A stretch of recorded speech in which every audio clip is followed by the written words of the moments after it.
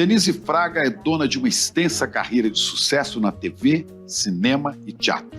Já ganhou quase 30 prêmios como melhor atriz e suas peças atraem multidões pelo Brasil afora. Agora, para chefiar, não é preciso entender direito o que as pessoas fazem. Eu, de Você, monólogo inspirado em narrativas reais e O Que Só Sabemos Juntos, um dueto com o ator Tony Ramos, rodam o país com casas sempre lotadas. Com uma trajetória iniciada nos anos 1980, ela se tornou conhecida do grande público ao fazer papéis marcantes em novelas e séries na TV Globo. Com talento único para mesclar humor e cotidiano, apresentou durante anos o quadro Retrato Falado, no Fantástico, em que encenava histórias verídicas enviadas por telespectadores. Ela é carioca, de Lins de Vasconcelos, zona norte do Rio. Denise escolheu São Paulo para viver 3 décadas atrás. Passa adiante sua experiência não apenas nos palcos, mas também em palestras de como estar viva nos estressantes tempos atuais das redes digitais. Casada, mãe de 2 filhos, ela escreve crônicas na revista Crescer e já lançou 2 livros. Defensora das leis de incentivo à cultura no país, para Denise Fraga, a arte é muito mais do que um direito, é saúde mental.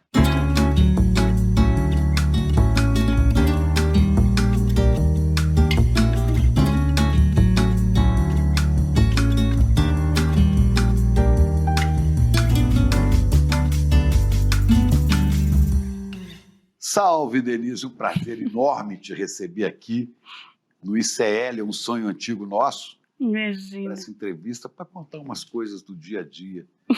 Né? Eu já começo pedindo, que eu combinei com você, com a palavra a intérprete. Prazer o meu estar aqui, Chico. Que bom que a gente conseguiu. E vocês ficam me falando desse texto do Plínio, né? Plínio Marcos, né, que você recebeu de um diretor, né? O Samir Yazbek, que quando foi ver a peça, o Eu de Você, ele fez um post onde ele falava esse texto, que eu não conhecia esse texto do Plínio. Eu adorei. O Plínio sempre foi um grande, digamos, guru para todos nós, com suas palavras e ensinamentos e toda a sua irreverência, né? E eu acho que esse texto dele até nos ensina muito agora, né? Que ele fala: bendito seja quem souber dirigir-se a esse homem que se deixou endurecer, de forma a atingi-lo no pequeno núcleo macio da sua sensibilidade, e por aí despertá-lo, tirá-lo da apatia, essa grotesca forma de autodestruição a que, por desencanto ou medo, se sujeita. E por aí inquietá-lo e comovê-lo para as lutas comuns da libertação. Pois é tirá-lo da apatia, das fake news. Quer dizer, vocês, intérpretes, conseguem tocar talvez aquele pequeno lugar que ainda não está contaminado no coração de pedra, endurecido, é isso? Eu tenho pensado muito sobre isso, Chico. Assim, na verdade, eu acho que a gente tem que ouvir muito. A gente tem que ouvir quem não concorda com a gente. A gente entender que muitas vezes esse endurecimento e até essa crença que aconteceu, né, com muitas pessoas, de acreditar em coisas que muitas vezes para a gente parecem ser absurdas. A Terra é plana, por exemplo. Pois é, a Terra é plana, né? Essas fake news que nos parecem absurdas. Nós vimos coisas como as pessoas lá com o celular na cabeça, né? E você fala, gente, será possível? Mas acontece que a gente precisa ouvir qual é a raiz dessa crença. Porque eu acho que nem todas as pessoas são iguais nessa crença. E eu acho que tem muito medo envolvido. Medo de um mundo que não consigo mais compreender, medo desse mundo tão móvel, tão cheio de coisas, medo de todas as coisas escancaradas pela rede social e pela internet, medo de não poder esconder mais do meu filho, de não conseguir fazer nenhuma doutrina na minha casa, medo do filho ser gay. Do filho ser gay, ninguém nunca... É difícil para essa pessoa, muitas vezes, ver 2 pessoas do mesmo sexo se beijando, nunca viu. Então, eu acho que a gente não ouviu também A gente precisa ouvir essas pessoas para a gente tentar entender o que faz elas acreditarem em coisas tão absurdas. Para a gente, absurdas. Né? Porque você não consegue convencer essa pessoa que acredita piamente que um ET pode vir salvá-lo ou que a Terra é plana. Não adianta argumentar com isso, porque vai ser, eu acho que é e você acha que não é. E o meu livre direito de expressão vai dizer o outro, né? Então o jeito é tocar por outro, então, ouvindo tocar outro ponto. Vou te contar uma historinha. Eu Conta. sempre... eu também adoro histórias. Eu sempre acho que as histórias, elas contam muito mais do que os discursos, né? Porque, sabe aquela coisa da nossa avó? Mas vale um exemplo do que mil argumentos? E eu tenho visto muito isso no teatro, né? Eu tenho feito isso no teatro com o eu de você, né? Eu fiquei no outro dia pensando, né? O eu de você, a gente falava muito isso. Foi bem no início de toda essa polarização e a gente falava, gente, eu não quero fazer discurso, eu quero contar a história. Eu não quero, chega da gente fazer discurso, a gente conta história. Através de uma história, você consegue que uma pessoa chore junto com você, da tua emoção. Se você conta a tua história de vida, que é comovente, se você conta bem, você vê a pessoa ficando com o olho cheio d'água e ficando emocionada, né? Quando você dá uma opinião só sobre sobre até aquela história mesmo, a pessoa pode até concordar com você, mas se você não dá a vivência que você teve para formar aquela opinião, o jogo está desleal. Porque a gente tá dando muita opinião sem dar as vivências que te formaram aquela opinião. E quando uma pessoa importa, como tem acontecido, uma opinião de outra, ela, sem a vivência, ela faz a fundação daquela opinião em terrenos muito frágeis. Sem vivência, sem a história, sem o porquê que eu formei aquilo. Eu só importei aquela opinião de outro. Eu acho que a gente só nega as histórias. A gente precisa, agora com essa história toda, olha eu já contando aqui, já voando, mas assim, com toda a história do Ainda Estou Aqui, você vê que, assim, que é muito bom essa história ser contada, né? As outras histórias que as pessoas não souberam. Vou contar a historinha. A historinha é a seguinte, eu tenho uma amiga, uma senhora que é amiga nossa, lá da minha família, e uma vez ela estava na minha casa, ela faz unha, de toda mulherada lá, ela é manicure, e a gente estava conversando, e era na época que eu ia fazer o Galileu no teatro. E eu falei para ela, eu vou fazer o Galileu no teatro, não tinha nem essa história de terra plana. E eu virei e falei assim para ela, eu vou fazer o Galileu no teatro, sabe? O Galileu, eu vou fazer o Galileu. Ela falou assim, o Galileu é aquele do Sol? Eu virei e falei assim, é aquele do Sol. É aquele que falava que a Terra girava em torno do Sol quando todo mundo achava que a Terra era o centro, né? Aí ela falou assim, mas será que gira mesmo? Aí eu falei assim, a Terra gira em torno do Sol. Aí ela falou assim, não, mas pensa, porque uma hora, a Terra não é feita de água. Uma hora, essa água ia derramar. Claro. E Chico, ela não era uma pessoa... Ela simplesmente nunca tinha visto uma imagem. Ela não sabia da lei da gravidade. Ela nunca sabia como a água se fixa na Terra. E é óbvio que, claro, a Terra fica de cabeça para baixo. Mas para baixo de onde? Mas como é que a água não derrama por quê? Mas o que é a cabeça de cima e o que é a cabeça para baixo, né? Porque ela não tem... Então, aí o que aconteceu? Eu me lembro que eu fui na internet, peguei imagens das fases da Terra. Aliás, você já viu? Muita gente nunca viu uma imagem das fases da Terra. Como tem da Lua. Como tem da Lua. Eu, na verdade, eu te juro, eu não me lembrava de ter visto isso na escola. Eu vi isso quando eu fiz o Galileu. E a gente, quando entende que a gente, quando está na Lua, a gente vê as fases da Terra, né? A Terra minguante, a Terra crescente, a gente vê, a gente tem terral, terrar, como é o luar, a gente tem o Sol que bate na Terra, né? E tantas imagens que não nos foram contadas. Então, quando a gente fala aquilo que a gente parece que para a gente é óbvio, para o outro, com amor, com afeto, com descoberta, com alegria. Eu acho que a gente tem muito a ganhar. Eu acho que a gente tem que tentar voltar. O Brecht falava isso, né? O meu autor preferido. Ele falava isso, que tempos são esses em que precisamos falar o óbvio. Mas é o óbvio para nós, não é o óbvio para... O óbvio está muito... A gente precisa contextualizar o óbvio, na verdade. Quando fez a música O Índio, né? Termina dizendo isso. Surpreenderá a todos, não por ser exótico, mas por ter podido estar oculto quando sempre terá sido o óbvio. Quer dizer, é o óbvio debaixo do seu nariz que você não enxerga, né? Então eu acho que a gente precisa conversar mesmo, contar histórias. Às vezes sair da Terra para ver a Terra lá da Lua.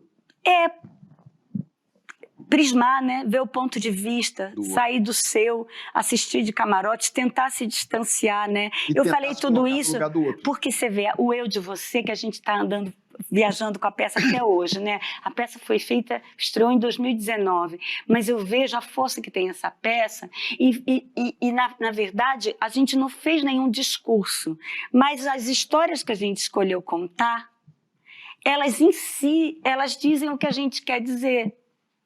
Né? Eu acho que a arte, assim... O eu de você é um monólogo, né?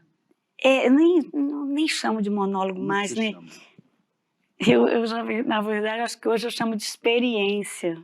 É a experiência mais linda da minha vida. Histórias de pessoas, né? Sim, mas a gente trançou.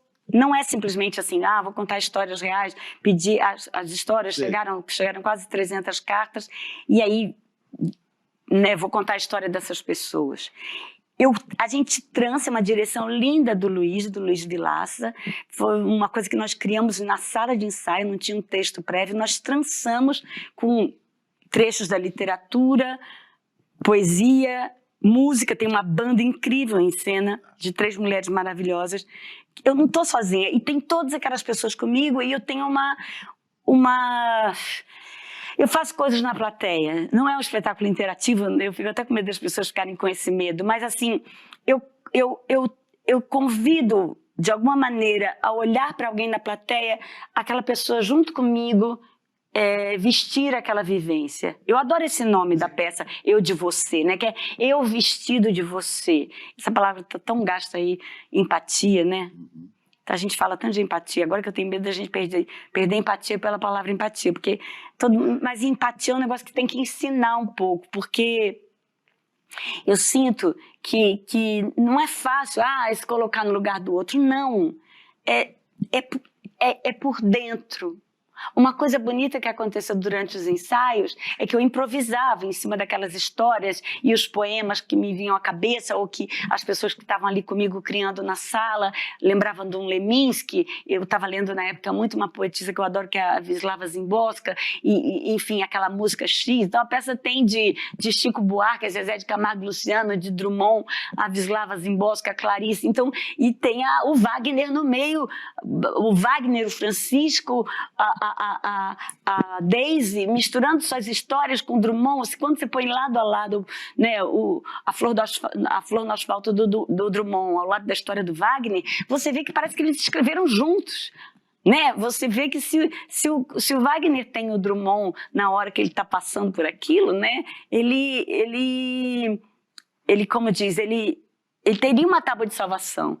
Porque eu acho que quando você lê, quando você tem contato com a arte, quando você tem contato quando você tem o código poético na vida, a abstração, você está em contato com a beleza, você tem a chance de sofrer mais bonito, né? Porque você sofre ali de braço dado com o poeta que te deu aquela voz para você cantar aquela música. Você não deixa de sofrer, mas você fica lá cantando, mais chorando. Empatia, compaixão, né?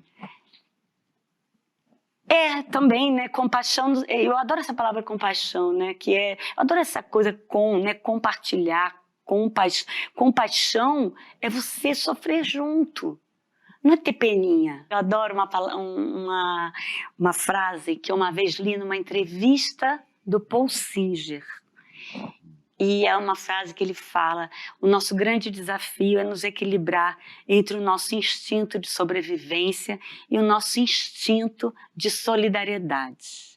Eu adoro essa frase porque ele coloca a solidariedade como instintiva.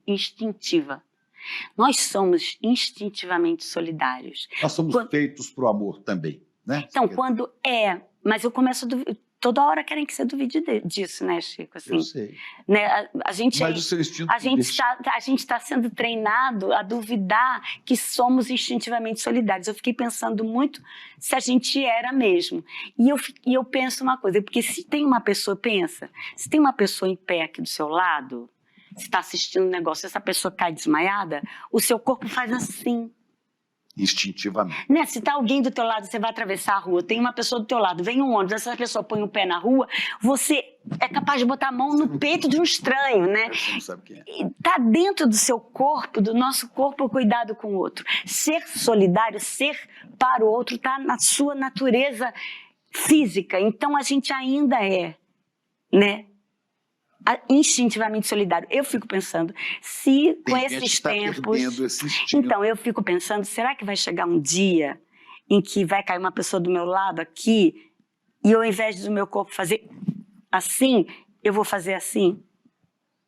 Ô, Denise, tem gente que já é assim, viu? Tem gente que vê morrer 700 mil pessoas e não trabalha para que essas pessoas tenham acesso à vacina. Sim, mas isso aí passa isso passa pela racionalidade. Você fala do Rubens Paiva, eu estou falando do instinto também. Você falou do Rubens Paiva. É um cara que passa diante do busto de Rubens Paiva e cospe. Não. E depois fala com os parentes, os filhos, a esposa, né? O que estava lá fala: quem fica procurando o osso é cachorro. Olha, esse cara foi presidente da República. É, isso que nos aconteceu, né? A gente legitimou... Um socoveiro. Com essa figura, a gente legitimou muita gente que não tinha... Então, eu não sei. Tinha vergonha de falar certas coisas, as pessoas ficaram mais livres para falar, na medida que a gente tinha no maior cargo da nossa nação. Você acha que essa pessoa tem esse instinto de proteger alguém? Será que tem? Não, eu estou falando... Eu sei, não. Vem um ônibus ali que vai atravessar aqui. Você acha que esse cara é capaz de instintivamente proteger? Eu falo, eu não sou coveiro, deixa que ele se dane. O que se for. Eu não sei, Chico, eu não sei. Sabe por quê? Eu estou falando de uma coisa que talvez ele desconheça. Porque talvez tudo isso... Vê bem o que eu quero dizer. Eu acho que tem um negócio ainda, que é esse núcleo macio. No Bolsonaro eu acho que não. Não sei também. Nós não podemos saber. A gente não sabe como, mas assim... Você quer acreditar nisso? Não, eu acho que tem um negócio em nós solidário que ele pode ser ativado, porque ele é instintivo. Por isso que eu gosto da frase do Paul Singer, porque ele é da nossa natureza. Então, eu acho que muita gente com essa racionalidade, com essa propagação toda, e com esse ódio liberado nas redes sociais, e com um certo... Né, um amigo meu, eu falei, mas por que você vai votar nele? Ele falou para mim, eu gosto dele porque ele fala mesmo. Ele fala mesmo, e isso virou um valor, né? Fala mesmo, mas o que ele fala? Fala mesmo o quê, né? Na verdade, e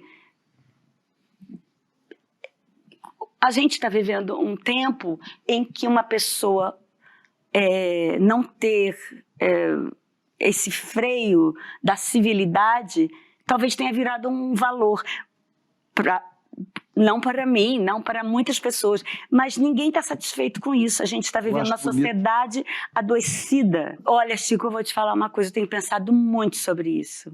Eu sou uma pessoa otimista. Eu sou talvez uma pessoa utópica. Eu penso muito ultimamente numa frase do Veríssimo maravilhosa, que é: o otimista é apenas um mal informado. Mas eu até tento me informar. E ainda me informando, eu quero crer, eu não posso acreditar nesses percentuais que quem elegeu essa pessoa... Eu acho que hoje tem uma manipulação muito grande acontecendo com as redes, né? Com esse medo que eu falei no início, das pessoas terem muito medo desse mundo que elas não conseguem mais compreender. Então, eu acho que o que eu sinto hoje é que se a gente não fizer realmente um trabalho de escutar o outro além do que a gente tem ouvido, escutar além. Ter a paciência. Ter a paciência. Porque vamos combinar, a gente com a internet e a vida digital, nós fomos todos matriculados numa escola de impaciência. Estamos todos teve um momento, eu estava vendo mais aqui impacientes. entrevistas que você já deu, teve um momento em que você saiu de um grupo da família, um grupo de WhatsApp. Eu saí porque era bem naquela hora da eleição, da primeira eleição, na verdade, foi em 2018. E eu levei um susto, na verdade, porque eu achava muito maluco aquele meu tio legal votar no Bolsonaro, né? Porque eu falo, mas ele falou isso, tio, ele faz arminha na mão da criança, ele tira a máscara da criança. Ele mistura Deus com arma, ele finge que está morrendo de Covid. Negócio maluco, né? A coisa. Mas a pessoa vinha e falava para mim do Lula. Sempre o argumento... E aí foi virando aquela conversa de maluco, né? Conversa de louco, que o argumento não encaixa na réplica, a tréplica não encaixa. E aí virou aquela coisa da queda do argumento e réplica e de todo mundo desistindo de conversar. E a gente perdeu muito com isso, né? Eu acho que a gente perdeu tanto nos últimos anos. Foi um retrocesso muito grande, porque a gente perdeu Primeiro, eu adoro uma conversa. Você vê, estou falando aqui. Eu adoro uma mesa com uns amigos, uma cerveja. Eu adoro conversar. Um café, pão de queijo. Nossa, eu sou filósofa de boteco total. Eu adoro fazer essa... Né, e ponderar, ir para um lado, ir para o outro. Que coisa mais prazerosa do que você ter aquela opinião. E aí o cara te põe uma pulga atrás da orelha e você fala... Mas vem cá, você acha... Ponderar é o exercício de pensamento mais delicioso que tem. Fazer o advogado do diabo, né? Ir contra a sua própria opinião para ver até onde a coisa vai. Aquilo era fascinante. Não pode mais fazer isso, não. Porque... Gente, você é agredido. Não, você arranja dois inimigos. Porque se hoje, com quem concorda com você, você resolve esticar a corda para o pensamento andar para o outro lado... Pode ser que você seja tomado como traidor da causa. Então, você passa a pensar só no núcleo, não vai para as arestas, né? Tem o Stella, um filósofo italiano, fala uma coisa muito, muito interessante, que é esse negócio de você ocupar as margens. Né? Eu não preciso concordar com o vizinho, mas eu tenho que botar um banquinho no muro, subir naquele banquinho, dar uma olhadinha ali no muro, do outro lado, né? Se eu não chego no muro, eu nem escuto barulho daquele dia que ele canta uma música que eu também gosto, né? Se eu não chego perto do muro, se eu acho o meu vizinho... Então, é difícil pra caramba. Então, eu falei isso, não, é difícil pra beça, porque são coisas absurdas que você vê. Mas eu sinto que a gente entrou num nó social maluco, que tá um negócio até... o que eu acho curioso, eu acho muito curioso, Chico, que você vê pessoas numa mesa, pessoas que concordam entre si. Vê se você não está vendo isso. Aí você vê um cara aqui falando. Aí esse daqui começa assim, não, peraí, não é isso não é isso não. Aí o outro fala assim, peraí, deixa eu falar, não, deixa ele acabar de... E eu fico assim no meio, que eu quero ver as duas opiniões. E aí eu falo, não, peraí, deixa ele acabar de falar, Eles parecem que estão brigando terrivelmente. Quando esse aqui para de falar e que o outro começa a falar, ele fala exatamente o que o outro falou. E esse fala, mas foi isso que ele falou. E aí, o que aconteceu com ele? A disputa pelo argumento melhor, pela argumentação melhor, ela ficava superior ao conteúdo. À causa, ao conteúdo, ao que ele queria dizer. E mesmo assim, não era tão diferente assim, mas a metade ele não escutou, fazendo o seu próprio argumento e falando, peraí, não é isso, não. Escuta, você que está em casa, você que está assistindo essa entrevista, você está assistindo uma encenação de teatro aqui perfeita. Mas A Denise é 3 aqui. Não, mas Você é 3, você é um cara, o interlocutor é o do meio. não, porque Mas eu acho perfeito. Mas você sabe que eu gosto muito de conversar, como quero eu saber falei. o seguinte. Mas você sabe que eu fico assim numa mesa, aí começa assim a pessoa, eu tô aqui conversando com alguém aqui, a gente tá aqui. Aí outro não aguenta esperar para E argumentar, você já argumenta aqui do lado. outro lado. Você sabe que me dá um nervoso danado, eu tenho que me controlar para não ficar a organizadora da mesa, ficar a organizadora, a mediadora da conversa, porque eu quero ouvir os dois, eu quero ouvir, as pessoas são interessantes demais. Eu não quero perder aquela parte, então não fala só para lá. Mas é que a pessoa não aguenta e quer, mais do que tudo, a gente está querendo externar a nossa opinião, além de juntá-las, né? Mais do que tudo, a nosso afã está sendo um orgulho da própria opinião. Eu vejo amigos meus tão interessantes, falando, olha o que eu postei, olha o que eu postei, olha o que eu postei, eu escrevi assim, ó, olha o que eu postei. Você fala, que vergonha, um pouco, porque é um orgulho, a gente está sendo fomentado nesse orgulho da nossa opinião. Olha o que eu falei, olha o que eu disse, olha o que eu escrevi, olha o que eu escrevi. Olha... Escrevo logo, posto logo, existo, né? Posto logo existe, é muito louco, né? É muito maluco essa vida. Eu não pensei que eu ia viver isso, não. Tão cedo. Pensando assim, é possível ser intérprete na dramaturgia, ator ou atriz, seja, sem ser político? É possível alguém chegar e falar assim, Denise, o texto é esse aqui, e você vai simplesmente, sabe, esse aqui é um texto, sei lá, ou dos clássicos gregos, ou de Shakespeare, ou de... Não, Brecht não, porque já é bem político. Ou de Shakespeare, você vai interpretar isso, mas sem ser política, é possível? É possível não ser político no teatro? Eu acho que a gente está vivendo um tempo muito complexo, onde não existe mais a possibilidade de não fazer nada. Quer dizer, tem, mas fazer nada já é fazer alguma coisa. Não ser político já é colaborar com alguma coisa. Não ser político já é ter posição. Não se colocar nessa torre de Babel que já viramos. Está colocado. Você vai estar fortalecendo algum lado, né? Então eu acho que hoje, assim, o que acontece é que não tem como não pensar. Diante de tamanha complexidade, né, a vida não está correndo aí como um rio tranquilo. Tem uma avalanche acontecendo. Você acorda todo dia e você tem que entender o mundo, né? Eu me lembro que eu falava para minha mãe, assim, não, a vida é andar de skate, mãe, porque você tem que fazer altas manobras, você tem que estar o tempo inteiro lá. Você já andou de skate? Eu sempre tive vontade, nunca consegui direito. Mas aí eu descobri que não é skate, é surf. Porque o terreno de baixo também ficou móvel. Não adianta fazer 1000 manobras. O terreno de baixo vai mudar. A gente acorda todos os dias para um mundo em movimento como nunca esteve. É na corda bamba. Está muito veloz. E aí você tem... Se você não se dispõe a essa diversidade veloz que virou o mundo... E vai ali no caleidoscópio... Não fique dura, dance ou você cai. É isso mesmo. Você quebra. Se quebra. É a tal da resistência móvel, né? Lá o bambu dos orientais, né? Se você fizer isso aqui, ou você quebra ou você vai quebrar o outro. Se você for um pouquinho flexível. Isso vai ter mais força, né? Essa peça me ensinou muito a respeito da... Eu de você. O eu de você, e o que só sabemos juntos também, que tem a mesma coisa com a plateia, né? A peça que eu faço com o Tony Ramos.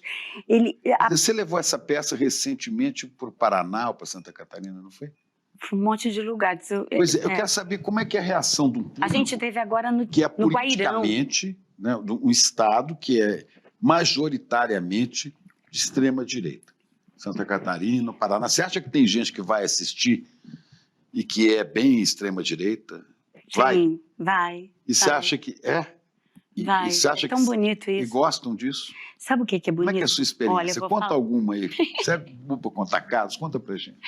Você sabe que no Eu de Você, a coisa mais bonita que eu... Não vou lá não, porque essa Denise Fraga, ela é Lula, detesto. Não, mas é que assim, eu não sou Lula. Não, mas a pessoa pode falar. Eu sou o que eu sou, né? É comunista. Essa atriz é petista. É. Não, mas é que assim, na verdade, eu sou eu não sou petista, eu sou, né, eu sou progressista. Exatamente. Eu sou humanista. Eu fico indignada da gente ter um país tão injusto, né? Tão desigual, né? Tão desigual, né? Eu vou contar a sua história, tá? Da peça, mas antes eu vou te contar uma outra. Uma vez um cara, eu tenho poucos haters, esses caras. Eu também não, essa coisa da rede social, ela me dá muito nervoso. Vamos mudar esse nome, rede digital. Frei Beto me ensinou isso. De social, essa coisa não tem nada, é rede digital. Essa rede histericamente digital. Mas então você estava falando disso. Essa rede, sei lá o que é uma rede digital, eu tenho poucos haters, graças a Deus eu tenho poucos, mas assim, também eu não fico conversando naquilo, que isso dá um trabalho danado, a gente não tem tempo para isso não. E aí, uma vez um moço, numa época de eleição, assim, acho que foi esse último, ele escreveu assim: por que todos os artistas têm que ser de esquerda? E aí, eu olhei aquilo e eu falei, gente, é uma pergunta legítima. Quem botou esse ponto de exclamação depois do interrogação fui eu. Ele está perguntando, por que todos os artistas têm que ser de esquerda? E eu peguei e falei, vou responder. Não faço isso não. Fui lá na carinha dele, conta fechada. Aí eu falei assim, quer saber? Vou pedir para seguir. Aí pedi lá, aí ele virou e falou, aí ele veio com caixa alta. Por que você quer me seguir? Aí eu falei assim, porque você me fez uma pergunta legítima, Marcos, e eu queria tentar te responder. E aí eu respondi para ele. Eu me lembro disso. Eu li isso. Você era no Twitter, né? Agora, chamava Twitter na época. Não, eu falei isso na entrevista com o Demore. Então foi. Foi isso. Foi isso. Estou repetindo aqui a história. Nosso querido Demore. Mas aí, enfim, eu fiz um tratado para ele, que a gente acabava percorrendo vários universos. E aí ele me agradeceu ter falado, não sei se eu concordo 100% com você, mas obrigada por você ter conversado comigo e ter dado os seus pontos. E aí eu fiquei, enfim, o que eu acho possível, o tal do núcleo macio do Plínio Marcos? Quando você vai contando aquelas histórias, quando a gente estava fazendo Eu de Você, eu pensava, o Luiz falava, eu falava, o Zé Maria, todos nós falávamos, o que nos une? De que lugar todos nós não escapamos, direito, esquerdo, o que sejamos, né? O ciúme, uma mãe com Alzheimer, um irmão, uma traição de um irmão, né? Tem lugares shakespearianos, esses dilemas eternos que os clássicos se fazem valer, né? Eu sempre acho que os clássicos são clássicos porque eles falam de dilemas que nós nunca vamos resolver, então eles ficam eternamente aí, a gente tentando achar que tem alguma solução. Mas tudo que você vive hoje, os gregos já contaram. Então, por isso, porque é a fatídica imperfeição humana que ela nunca será resolvida.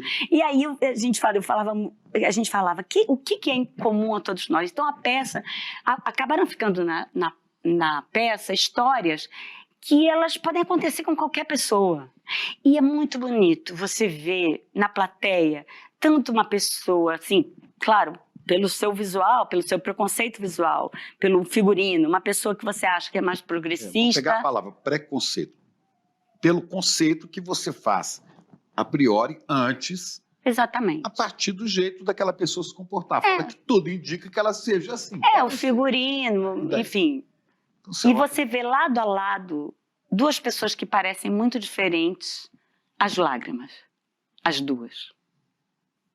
Né? Duas pessoas rindo, sentadas lado a lado numa plateia, e elas, pelo figurino, são antagônicas politicamente. Elas parecem que são diferentes, mas elas riem junto e choram junto. Então, eu acho que as peças, assim, eu não tenho nenhuma pretensão de fazer alguém mudar de lado. Eu só tenho a pretensão de correr nesse núcleo macio, de sensibilizar as pessoas para uma coisa que é o fascínio pela existência, o fascínio pelas pessoas. No última instância, em que você crê? O que te faz levantar todo dia, continuar fazendo teatro? O que é que te move assim? Eu acho que eu acredito que uma pessoa por noite, sei lá, minimamente, com a minha arte eu consigo fazer alguma transformação. Eu tenho uma oração que eu faço antes de entrar em cena, porque eu acredito que eu vou falar aqui, que eu falo, meu pai, minha mãe, me permita viver essa história. Me permita viver isso. Me permita contar essa história com verdade, ousadia, coragem, clareza, amor, brilho, magnetismo, foco, presença. Aí eu ponho tudo que eu quero. Me permita levar essas pessoas para o campo dos sonhos.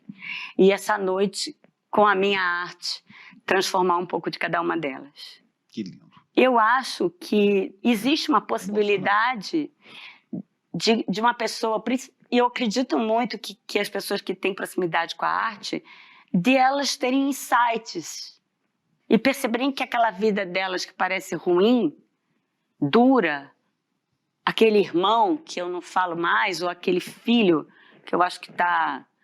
Você chegar em casa diferente, no escritório diferente segunda-feira. Um dia ele chegou tão diferente do seu jeito. Olha o Chico cantando.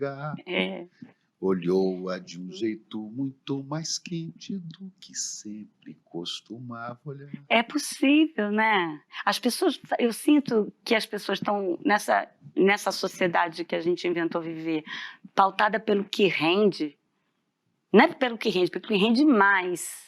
Eu sempre fico imaginando quantos projetos estão na gaveta que dariam mais alegria do que dinheiro, mas que também dariam dinheiro, mas que a pessoa não está disposta a ganhar menos. Ela conseguiria pagar as contas com aquele projeto que está na gaveta, só que aquele projeto daria menos dinheiro. Como na minha vida eu fiz uma escolha de ganhar menos dinheiro para me dedicar ao teatro, para mim isso ficou muito crível, sabe? Muito poderoso.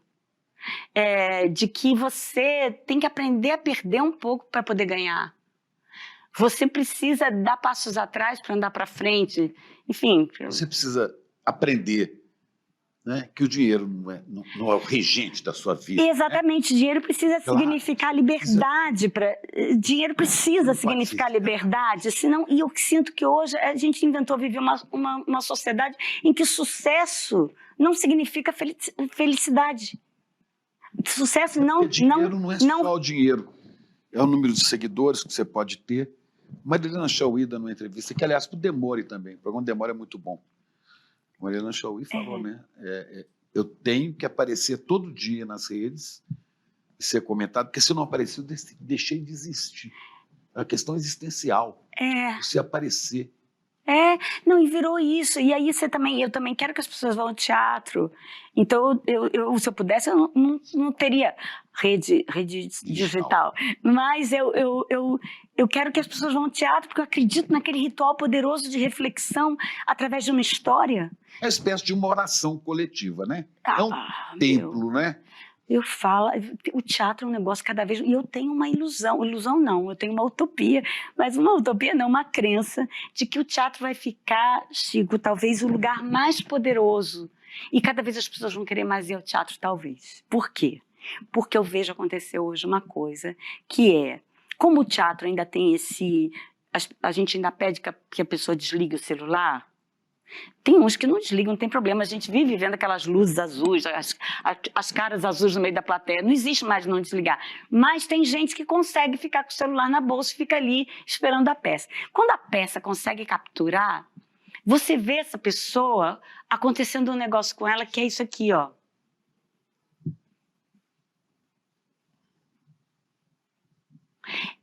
Esse estado, ele provoca um prazer, que é esse estado de estar do campo dos sonhos, que eu falo que é estar num lugar onde alguma coisa me tirou de mim para sonhar. Esse estado, ele é muito prazeroso, mas ela não consegue mais ir sozinha. Nem quando ela está na casa dela, vendo um filme, ela dá uma olhadinha no celular, ela vai pegar uma água, porque a nossa atenção foi dinamitada, foi estilhaçada. Né? Como o teatro tem essa pequena proibição ou sugestão que você fique sem o celular, a pessoa acaba sendo levada pela mão para um lugar que ela não consegue mais ir sozinha. É grave uma coisa que está acontecendo. A pessoa não consegue mais entrar nesse estado de captura sozinha. Não vai sozinha, você leva. E aí o que acontece é que vira um negócio prazeroso. Quem não conhecia teatro, eu vejo as pessoas me agradecendo. Quer saber o seguinte, quando você vê que toda a plateia está capturada, hipnotizada por essa mensagem, e está nesse estado, né? De captura. De captura que você de encantamento, disse, né? de Mais encantamento. Legal. Quem está no palco, e às vezes sozinha, solitária como você sente o quê? Você sai do chão? Não. Não? Não, eu estou ali com eles. Sei, mas você também... Mas essa peça me fez ter uma coisa que é um grau de presença que eu de você. E no Que Só Sabemos Juntos também, que é uma peça que o Tony viu, Eu de Você, e ele quis fazer perguntou se a gente topava, ele estava 20 anos sem fazer teatro, se a gente toparia com ele fazer uma coisa não igual, mas uma coisa naquele jeito, que é a peça ser criada na sala de ensaio, que é ter essa coisa com a plateia que a gente tem, e no Que Só Sabemos, a gente arrisca ainda mais, com essa cerimônia de todos estarmos ali e percebermos, e nos percebermos juntos, e a força que nós temos juntos, e a gente traz pequenas histórias da plateia para dentro da peça, a gente fala das casas da nossa infância, todo mundo teve uma casa de infância, todo mundo tem mãe e pai, de alguma maneira. Você teve mãe e pai na Zona Norte, no subúrbio do Rio? Então, o Tony na Vila Maria, aqui em São Paulo. Na Vila Maria. Então, as nossas histórias se misturam. Periferia também. É tão bonito isso. Então, né? Jardim Japão. O Tony tem a Vila Maria, eu tenho o Lins Vasconcelos, né? Ele em São Paulo, eu no Rio. Ele foi para o Rio, eu fui para São Paulo. As nossas histórias se parecem. A gente vai conversando com as pessoas na plateia, muita gente tem muita coisa em comum. A gente duvida muito disso.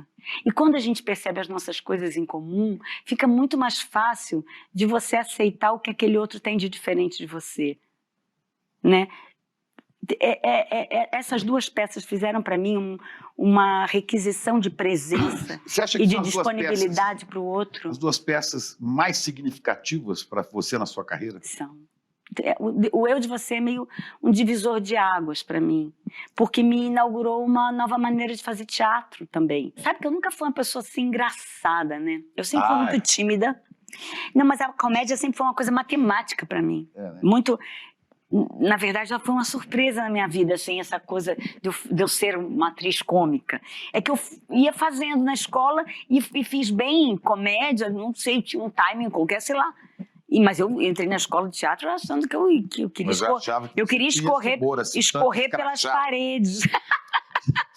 Sabe, você entra na escola de teatro querendo, né, fechar aquela porta, escorrer assim na porta, cair no chão, assim, chorando aos soluços. Você entra na escola de teatro para ser aquela atriz dramática, né? O corpo todo falando, né? Eu já te vi em várias situações, inclusive no Fantástico da Globo, com audiência estupenda, né? Que te projetou muito também. Por pessoas que nunca foram ao teatro. Te ver no Retrato Falado, às vezes fazendo coisas engraçadíssimas. Eu achava, ela é uma gozada, ela é uma debochada. Mas eu nunca fui a rainha da festa, assim, na mesa. Sabe aquele amigo que você espera chegar na festa, porque você sabe que você vai rir muito? Eu nunca fui essa pessoa. Na verdade, o meu irmão é muito engraçado, sempre foi uma figura, fala alto, engraçado pra caramba, um monte de amigo. E aí ele falava pra mim, eu que faço graça, você que ganha dinheiro com isso. Não, bem carioca. Lembra, sabia? Porque eu já fui assim, chegar contando piada, todo mundo ri. Só que tem dia que você não tá com esse astral. Aí você chega, as pessoas estão esperando que você faça aquela... Você dê aquele choque, ela não tô. Tem isso, né? O amigo o amigo engraçado. Só que hoje o cara não pode ser um amigo engraçado na mesa, que já falam pra ele que ele tem que fazer um stand-up. Não é verdade? Aí ele vai fazer um stand-up e aí é meio ruim. Ele fica frustrado porque não foi tão bom assim. Porque ele era só um amigo engraçado. Mas os amigos engraçados hoje foram profissionalizados. Pois é, ele era amigo engraçado na mesa do bar, não era no palco. Aí, pô. Eu amo meus amigos de stand-up, tá? Tem stand-ups ótimos, são ótimos, são ótimos. Mas eu acho que tem uma quantidade de stand-up, né, assim, de que é isso, né? A pessoa não às vezes é diferente um cara piadista, porque aquilo tem um estudo ali imenso, né? Um stand-up bom, ele é uma coisa milimetrada, tem uma técnica profunda. Os ingleses são craques disso, né? O seu colega, que até apareceu aqui há pouco uma foto, que teve aqui, recomendo você em casa que assista, né? Vai lá no YouTube, põe assim, Chico Pinheiro, entrevista Pedro Cardoso. O Pedro instintivamente faz stand-up. Assim, não, Pedro... Você ri do Pedro. O Pedro Cardoso é uma das pessoas mais inteligentes. Ele é fora da curva, né? Uma das mais inteligentes que eu conheci. O Pedro é inacreditável. O que você fez com o Pedro? Ai, muita coisa. Inclusive, eu perdi muitos trabalhos porque o Pedro não andava de avião. Pedro, estou te dedando aqui. Mas agora ele anda. Portugal, agora ele anda. Ele mora lá em Portugal. Aqui, né? Ele mora em Portugal, mas o Pedro não andava de avião. E é uma época que a gente trabalhava muito junto. Eu fiz Vida ao Vivo com ele. E eu fiz o Por Trás do Pano, que foi o primeiro longa do Luiz Vilaça. A gente fez outras tantas coisas juntos, eu e Pedro. Aqueles programas da Globo que eram meio especiais, de terça. E o Pedro é um amigo querido e uma pessoa muito inteligente. O Pedro é um gênio, né? Por que será que vocês são todos de esquerda? Porque, Fico, é assim, vou te explicar. Vou explicar. Tá. Por que o artista... Você respondeu para o cara quando ele falou por que vocês são todos de esquerda? Não, você sabe que eu fiquei pensando mesmo isso? Porque a gente tem que percorrer a tentativa lógica. Por que a maioria dos artistas é de esquerda? Pois é. Por quê? Porque a gente trabalha com muitos universos, né? Cada peça que você faz, você estuda aquele negócio, cada personagem. Aí você fica na pele de vários personagens. E o que acontece com você? O teatro é o maior exercício de alteridade que tem. Por isso que eu sou super partidária do teatro ser obrigatório nas escolas. Não vai ser, mas se fosse, você vê, por exemplo, se eu dou aqui um texto de teatro para você ler para mim, comigo, vamos fazer só bater essa cena comigo, me cobra o texto, Chico. Só aí eu vejo você tentar, você que não é ator, mas tem um pezinho lá, mas uma pessoa que é engenheiro, ele vai tentar percorrer... Não, que eu estudei engenharia. Ele vai percorrer, aquela pessoa, aquele não ator vai tentar percorrer o sentimento daquele outro que está ali no papel. Ele vai tentar ficar com raiva, ele vai tentar sentir, ele vai tentar externar naquela fala aquele sentimento, né? Uhum. Isso é um exercício de tentar ser o outro, tentar entender o outro muito grande. O teatro nas escolas não seria só para quem quer ser ator. O teatro nas empresas, ele ajuda todo mundo fica mais feliz quando faz teatro. Todo mundo, o cara pode ficar tímido no início ou não querer aquele negócio. Ok, não quer brincar disso. Mas quem vai e encara aquilo é fascinante. Você precisa me deixar retomar a pergunta. Por que todos os artistas contando história? Se você é capaz de, entrando na realidade do outro, ou dos outros, ou da maioria que é vítima, né, do grande interesse, do dinheiro, do capital, você naturalmente vai estar mais próximo dessa maioria, sobretudo num país tão desigual. Então, o que acontece? Você vai estar mais próximo dos oprimidos. Por que todos os artistas, a maioria, viram pessoas de esquerda? Por causa disso, porque a gente vai estudando, percorrendo vários universos, tentando se colocar na pele do outro. E você vai ficando indignado. A maioria dos outros... Você vai ficando indignado, porque eu tenho muitas pessoas que eu conheço que falam de dentro das suas bolhas de privilégio. Não pode mais ficar falando essas palavras tão bombásticas de esquerda, que eu falo que as pessoas vão ficando surdas quando a gente usa privilégio, antirracismo, genocídio. Tem que ter cuidado agora, porque senão ninguém te ouve mais. Você fala a palavra dessa pessoa, opa, viraram palavras bombásticas de discurso. Essa não, é comunista, mas essa é de esquerda. eu vou tentar de outra maneira. Quando as pessoas falam sem a vivência, pessoas que nunca andaram de ônibus, pessoas que não viram a vida, pessoas que só acham que aquelas pessoas deitadas na calçada são empecilhos e não seres humanos que tiveram uma trajetória num país muito injusto, um país que foi fundado, Chico. Vamos combinar, a gente precisa que essa história seja contada direito para as crianças. É um país fundado num dos maiores crimes da história da humanidade, que é a escravidão no Brasil. Uma escravidão que não foi reparada. No outro dia eu estava lendo uma matéria que Joaquim Nabuco dizia que ela vai continuar como marca nacional por muitos imensa, anos, talvez até. Né? Um país que foi fundado por colonizadores que tiravam tudo daqui, que não queriam construir exatamente uma nação, que na verdade é em cima do espólio e da opressão. Olha que tristeza. Vai dar ruim esse negócio, não é? E a gente não conta essa história. E a gente quer entender um país que tenha todos os alicerces fundados em injustiças e crueldades muito grandes. E a gente vai se acostumar com isso ou a gente vai tentar fazer? Então, cuide da sua indignação. Ou salvamos Cuide da todos, sua indignação. ou salvamos todos, ou não salva ninguém. E quem pregava muito essa mistura de cultura, de raça, era o Darcy Ribeiro, né? Que dizia que pode surgir uma coisa muito original, que é uma salvação coletiva. Mas se ia todos ficar melhor para todos, ia ficar bom para todo mundo. Porque não vai Você sair não pode só falar aqueles isso. que estão lá em cima. Mas eu acho que tem um negócio que eu fico pensando, né? Que a gente precisa falar para os estudantes, a gente precisa falar para os nossos filhos, que tem uma coisa, o que eu posso fazer? Denise, não posso fazer nada com a pessoa que está jogada na calçada, mas tem uma coisa que a gente pode fazer, que a gente pode criar oportunidade. Não perca as oportunidades que você tiver na sua vida de criar pequenos oásis menos injustos. Que com isso você se realiza um tanto como pessoa e você se sente feliz por alguns momentos, não é verdade? Outra coisa que eu penso muito, que eu estou fazendo por mim ou pelo outro? Né? Eu estou fazendo para eu achar que eu sou uma pessoa legal ou pelo outro? Mas, na verdade, eu acho que você faz... a gente adoraria viver num país menos injusto, não só porque nos livraria da culpa do nosso privilégio.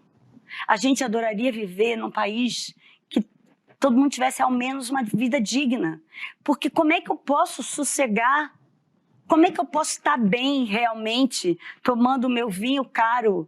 Se eu não sei, tem uma coisa que me dói. Mas não, eu de vez em quando, tá bom, eu tomo lá o meu vinho bom, que eu sei que a maioria das pessoas não pode tomar. Vinho bom, vinho... Não sei. Tá quem sou eu para tomar? Quem sou eu para tomar vinho bom? Eu estou falando só porque vinho às vezes é mais caro que cerveja. Mas não é isso, Chico. Eu virei aqui a coisa. É uma injustiça. Por que todo artista é de esquerda? Vamos à pergunta. Todo artista, ou quase todos, são de esquerda porque a gente entra em contato com muitas vidas. A gente veste várias peles. E a gente conversa muito, muito entre nós. E a arte leva a ver claramente a contradição, né? Porque a maioria dos poetas e dos autores, eles falam sobre esse mundo injusto. E por nossos eternos dilemas. Brecht é o seu preferido? É um deles, né? Né? Eu fiz a visita da velha senhora também, do Remate. Eu fiz o Galilei do Brecht. Uma ideia maluca, né? Como essa pessoa ia fazer o Galileu, essa que vos fala? Uma ideia já fracassada em si, mas foi um sucesso. Porque eu queria tanto dizer aquele texto. Você já leu a vida de Galileu do Brecht? Liam? É um dos textos mais incríveis da dramaturgia que eu li, porque ele é um show de argumento e réplica. Você fala, nossa, é uma coisa assim, que sabe pensamento que dá prazer? Sei. E tem uma história, vou contar uma historinha. Conta isso aqui, adoro contar isso. A Maristela Celala era uma atriz que fazia Galileu com a gente e tinha uma moça que trabalhava de faxineira na casa dela e ela queria que ela fosse assistir a peça. E ela ficava meio, eu vou. E ela ficou falando assim, não, e tentando arrastar a Vilma para o teatro. A Vilma nunca tinha ido ao teatro. E aí ela falou assim, não, hoje a Vilma vai vir ao teatro. Falei que você tira uma foto com ela depois. Eu falei assim, não, todo o projeto da trazer a Vilma pela primeira vez ao teatro. Era Galileu Galilei do Brecht, uma peça verborrágica, argumento e réplica. Eu, Denise, fazia o Galileu. A Vilma depois da peça. Gente, eu achei que teatro era um monte de gente lá em cima falando um monte de coisa que eu não ia entender. Nossa, eu adorei! Pode me chamar quando for. Quando eu vi a Vilma falar isso, eu falei assim, gente, eu acredito em tudo. Porque era uma peça que poderia ser uma peça cabeça, assim, uma peça poderia. Mas era uma peça que tinha uma popularidade. Mexia com o dia das pessoas. E eu sinto que as pessoas gostam de pensar. No Galileu eu tinha uma frase que eu falava assim para a plateia, era um cenário que invadia a plateia, e eu falava isso bem na boca, assim, com as pessoas bem aqui assim, eu falava, pensar é um dos maiores prazeres da raça humana. O Brecht colocou essa fala na boca do Galileu. Prazer, ele está falando de prazer. A gente tem uma coisa que a gente fala assim, eu não quero pensar, né? A gente fala, eu quero ver uma comédia que eu não quero pensar. A coisa mais prazerosa é você rir ao mesmo tempo que você pensa, né? A coisa mais prazerosa é você pensar no teatro, eu sinto que... É prazeroso você rir porque entendeu a piada. É prazeroso você rir porque entendeu a piada e a piada fez você se reconhecer o quanto ridículo nós somos na nossa existência, o quanto todos batemos cabeça e fico achando que estamos sozinhos nesse feito de bater cabeça. Todo mundo. Viver é murro em ponta de faca para um monte de gente. E, na verdade, a gente acha que a gente está sozinho, a gente esquece que a gente está sozinho com um monte de gente que está sozinha. Somos um arquipélago de solidões. E aí a gente vai ao teatro e a gente percebe que nós somos uma irmandade ali. Por isso que eu falo que a risada que eu mais gosto é a risada pior que é aquela risada que faz assim, ó. Não, ela dá uma morrida, porque é o cara que ri da piada e ele percebe, não é pior que é, a gente faz isso. Nossa, como nós somos ridículos. Mas essa coisa que o teatro te dá, de te reconhecer, ele te faz recuperar a coisa mais linda que é o fascínio pela existência, pelo jogo da vida. A gente ainda quer ficar nesse negócio. Ainda é belo ficar por aqui. E você a vida queria, não é... desde pequena, você pensava, você queria fazer isso que você faz? Não, eu era muito tímida. Mas você contando pro Demore que você queria ser aeromoça, depois você... Eu não queria, não queria não, eu achava que eu não podia ser atriz, né? Aí foi dando certo, aí quando eu vi, eu paguei meu aluguel com isso, aí uma receita de felicidade, né? Você descobriu uma coisa que você ama fazer, ainda pagar suas contas. Eu me lembro dessa sensação, falei assim, não estou acreditando, tá dando certo, eu vou pagar meu aluguel, porque eu achava que não era possível, né? Eu era uma menina de subúrbio, não tem nenhum artista na minha família, não tinha nenhuma ponte com isso, né? E aconteceu. Agora, você teve a vivência do teatro, do cinema, da televisão, são coisas diferentes. Mas umas te jogam mais para cima, né?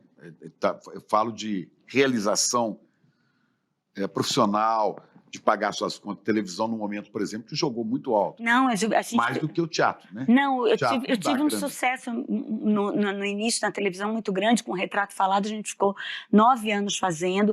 Era uma ideia nossa, quer dizer, era uma ideia do Luiz, assim, uma parceria que a gente tem há muito tempo. O Eu de Você, né? Tem um pouco do Eu de Você ali, né? É muito diferente. Tem histórias reais, como... Olha o Galileu lá.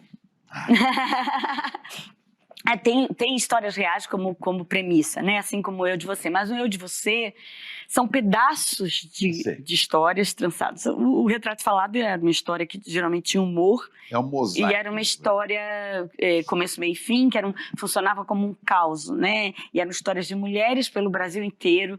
Aprendi muito com esse savoir-faire. Eu adoro essa expressão.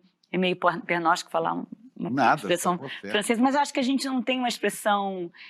Tem manha, eu descobri no outro dia. Manha é uma espécie de savoir-faire, saber fazer, né? Elas têm aquelas 176 mulheres que eu fiz no Retrato Falado me ensinaram muito 176. desse jeito de resolver as coisas, né? De você conseguir driblar as dificuldades, né? Esse água no meio das pedras, né? Que eu sinto que nós temos que insistir ser nesse mundo tão endurecido, né? Ser água no meio das pedras, né? E eu tive esse sucesso na televisão cedo, e uma hora na minha vida eu acho que eu fiz essa coisa. O que está me faltando, sabe? O que você quer com isso, Denise? O que você quer com essa... O que eu posso fazer com essa comunicação que honrar esse ser comunicador que eu posso ser? Eu acho que a gente tem uma responsabilidade muito grande como artista. Você ganhou de graça, né? Você ganhou de graça, você ganhou o dom dessa comunicação, dessa capacidade de interpretar. Mas tem trabalho. Sim. Não é meio mas de. Não veio. Não, mas é porque tem gente que acha que assim, a pessoa tem talento, né? Talento e foi. Eu vejo hoje que tem uma mistura muito grande de o talento e a vocação, né? O tal da diferença de talento e vocação, né? Eu fui sempre muito estudiosa, muito obstinada, né? Por esse negócio aí, fazer, o que é, né, esse ofício, eu sempre estudei. E aí você consegue abrir picada pro seu talento, porque tem um monte de gente muito talentosa. E que não. Eu tive muita sorte também, né, eu acho que eu tive muita sorte, mas eu acho que cada sorte que eu tive, eu agarrei, assim, aquela oportunidade com muita gana, sabe? E uma hora eu resolvi dizer não. E o não, ele foi muito... Eu só pude dizer não porque eu tinha o dinheiro guardado, porque eu acho que aquela história do dinheiro precisar significar liberdade, não ser escravo dele. E eu falei, o que está me faltando? Por que está tudo bem, mas eu não estou tão feliz assim? E aí eu resolvi voltar para o teatro. E aí eu comecei a fazer de 2008, 2006, direto, de 2 em 2 anos, de 3 em 3 anos, eu monto uma peça, mas eu também faço televisão, fiz novelas, filmes e tal, mesmo depois dessa época, mas com essa... Eu não paro de fazer teatro. Eu posso me programar para fazer um ano uma novela. E eu adoro fazer novela. Eu adoro... O teatro está crescendo no Brasil? Eu acho que os teatros estão cheios. Celulares, com a volta do Ministério da Cultura e das leis de incentivo, é óbvio que deu uma florescida. Nós tivemos uma época terrível, né? A gente 6 anos. A gente teve tudo jogado no lixo. A gente teve um desmonte. E parte do início desse novo governo teve que remontar aquilo que foi desmontado, né? Então a gente está vendo agora teatros cheios, as pessoas no teatro, as plateias estão lotadas, é lindo de ver. As pessoas querem isso, porque na verdade as pessoas querem sonhar. Mas não é só o teatro, tem o cinema também. O cinema. Sabe por quê, Chico? Você assistir uma coisa numa plateia, é muito diferente você ver na sua casa sentado no sofá. Por quê? Porque uma pessoa que está do seu lado e ela funga, ela talvez te dê coragem para chorar. Uma pessoa que ri aqui do seu lado, que dá uma gargalhada, ela talvez te faça entender a piada que você não entendeu. Rir coletivamente, chorar coletivamente, fazer parte dessa experiência coletiva que é a plateia de um teatro, ela é, acima de tudo, um aconchego. E um aconchego que também amplia o teu pensamento, a tua sensibilidade para sentir junto. E tanto para assistir como para fazer. Porque você se casou muitas vezes, né? Não, eu sou casada há 30 anos com o Luiz. Não, senhora. Hã? Não, senhora. Você disse, eu li a entrevista sua. No teatro... Eu casei várias vezes com o Luiz Vilaça. Sim. Eu casei muitas vezes com meu marido. Você está casando com seu marido até hoje, né? Agora você casa de todo novo. dia, gente. Não, mas por isso que eu provoquei. Mas o aconchego faz muito bem, porque ele é do ramo. A gente trabalha... Vocês têm uma parceria muito intensa desde o começo. Né? Muito. Eu acredito nessa... eu acredito... Eu faço temporadas longas, eu sou casada há muito tempo. Eu sou uma pessoa paciente. Não, mas é assim, não é isso. Eu sou uma pessoa que eu acredito que as coisas... se transformam nelas mesmas. Elas evoluem ali dentro, né? Vocês em casa conversam muito disso? A gente tem sempre projeto, né? Cena para falar. A gente é muito... A gente trabalha junto. Eu falo que quem nos contrata não paga nossas horas extras, né? Porque a gente tá lá escovando o dente, falando aquela cena, não, aquela hora. A gente tem projetos juntos. Eu não tô te ouvindo. O chuveiro tá ligado, fala mais alto. Essa direção do Luiz, tanto do Eu de Você, ele dirigiu A Visita da Velha Senhora, dirigiu também o Sem Pensar, que aparece aí, o Por Trás do Pano, a direção do Luiz. Assim, não trabalhamos só juntos, ele também faz as coisas dele, né? Eu fiz o filme hoje da Tata Amaral, fiz vários filmes sem ser com o Luiz, trabalho muito sem o Luiz, mas a gente tem conhecer o Luiz naquele dia. A gente tem uma parceria muito frutífera, muito, sei lá, a gente achou um lugar qualquer, também de respeito mútuo, sabe? Eu tive o prazer de conhecer o Luiz e eu queria conhecer mais do trabalho. Ele é incrível. E a direção você tem que ver, a gente vai voltar em cartaz com as nossas 2 peças. A gente vai fazer aqui em São Paulo? Vai, no Tuca, a gente vai Rio ficar também? Em maio. No Rio, no fim do ano, mas em maio a gente faz O Que Só Sabemos Juntos. A gente estreia O Que Só Sabemos Juntos no Tuca. Você e Tony Ramos de novo. Eu e o Tony, que foi uma temporada que foi até curto, ficou tudo lotado. Então a gente vai voltar em maio com O Que Só Sabemos Juntos. E a partir de junho a gente vai fazer O Que Só Sabemos Juntos, junto com Eu de Você. Sexta e sábado O Que Só Sabemos Juntos, domingo Eu de Você. E esse casamento? No Tuca, assim, vai ser de maio a setembro isso. Vamos saber. Vai avisar, vamos lá. Esse casamento aí você vai ver. Seu e Luiz, né, produziu dois filhotes. Fazemos filhos e filmes. Filhos e filmes. Tem algum seguindo por esse caminho? O Pedro, nosso mais novo, faz cinema. Você aí fez Você é da APP. O curta, Você também é da APP. Eu sou da APP, Associação dos Pais de Pedro. Assim. APP. Associação dos Pais de Pedro. Eu ontem estava falando sobre isso, que ele falou assim, tinha tantos Pedros. Teve uma sala que ele teve na escola que tinha 7 Pedros, né? Uma época ele, pequenininho, bonitinho, ele escrevia Pedrov. Ele, assim, escreve seu nome, Pedro, ele escrevia Pedrov, porque era Pedro Vilaça, ponto. Ele achava que o nome dele era Pedrov. Mas ele está no caminho disso? Tá, e ele fez um curta, que é o Coletânea de Histórias Curtas, que ganhou aqui no Fórum há 2 anos atrás, e viajou o mundo, assim, em festivais. Um rapaz talentoso, uma mãe coruja, claro, animado, mas um rapaz talentoso. Né? Talentoso. Eu tenho uma filha nesse rumo também, que é música e é atriz, né? Não é um orgulho? Beatriz, agora você vê que coisa, né? Ela ganhou o nome de Beatriz por causa da música de Chico e a do Lobo, cantada pelo Milton, né? Sim, um hino, que é uma música de uma atriz. Um hino para qualquer atriz. Então, como aquela música fazia muito sucesso, eu naquela época trabalhava com o Milton, com o Bituca, a gente resolveu que ela se chamar Beatriz. E não é que a menina não pensava em outra coisa desde pequena. Ai, que lindo. E ela pequenininha, assistia o desenho animado da Bela e a Fera e ela se encenava sozinha o papel de Bela. Então é uma Beatriz que não é Bia, é Bela. A gente chama de Bela.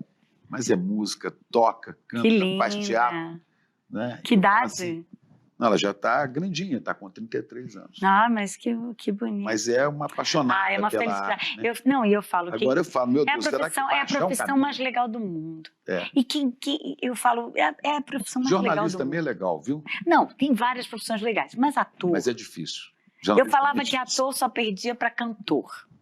Porque cantar no estádio, assim, né? Você... Pensa, uma coisa ainda que você compôs, Deus me livre, a coisa mais linda deve ser. Mas eu fico pensando, hoje eu acho Emoções. Não, hoje eu acho que ser ator é a profissão mais legal do mundo, porque você pode ser até cantor. Você pode ser até jornalista. Né? É uma profissão incrível. Né? E ela vai achar o lugar dela nesse multitalentos dela. Imagina, uma vez pisou nas tábuas, Chico não sai. A pessoa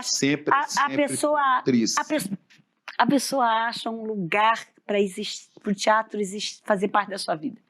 Porque é um negócio que, quando você tem contato, é muito difícil se abandonar.